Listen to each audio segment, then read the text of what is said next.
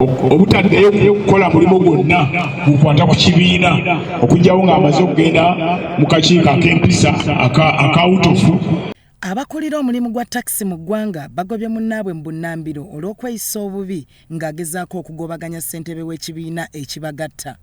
Naye ng'ekizekitiivu bwe tutudde olwaleero okusinziira ku byabaddewo tumuyimiriza ku mulimu agende mu kakiiko k'ebyempisa.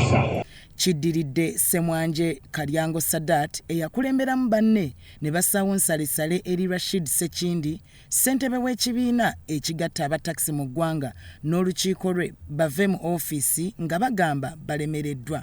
Tukola federation mbasaba tuddeko tutuule enkiiko ezo zikube ttooki tufune ssentebe omulala ate era ow'ekibiina ekirala. Babbi ate ne bakwata bakifeesi be bateeka mu mulimu ogwo. Tusaba gavumenti etuyambe etunulire nnyo kabwempeni ne waggulu wali mu kibiina ky'abassekindi oyo omukulu kyaddukanya. Okusinziira ku ssentebe waabwe Rashid Sekindi agamba Ssemwanje yasussizza. Mwenna mukimanyi nti twalina entalo. Baireni RCC Odu Hussein nga yali akulira security yayita ebibiina mukaaga ebyali birwanagana. Kubanga Baireni nga tulwanagana directive yabawajja n'Okatumba Amala n'agamba nti ebibiina ebyo temuddamu okusisinkana ekibiina kimu. Kotisa bwe yeemulugunya bonna mubayite. Utrada bwe yeemulugunya bonna mubayite. Yutoda bwe yeemulugunya bonna mubayite. Kati Odu ye principal gye yakozesa ffenna yatuyita. Then we twasalirawo ne tugamba ekyo ekitutta ne tusalawo okwegatta.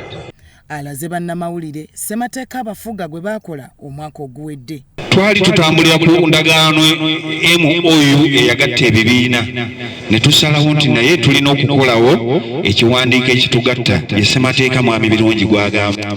Mukulu Sadaati ssemateeka ono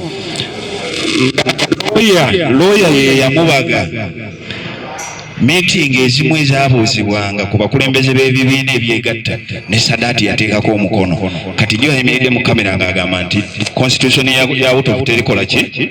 Abalala abatuula ku lukiiko lwa takisi balambise ebirina okugobererwa. Gavumenti ebitongole byonna buli w'olaga basanyufu basiimu olw'obwegassi buno bwe twakola. Buli w'olaga wonna gavumenti basanyufu basiimu mubasi basanyufu basiimu. Kakati ovaayo otya individually n'ojja n'ogamba nti tugobye chairman Butofu erimu bukyamu. Nedda. Bya Ora Gabriel akuyita mu kusaba kwa Good Friday ng'ennaku z'omwezi 18 April ku Canaan Land.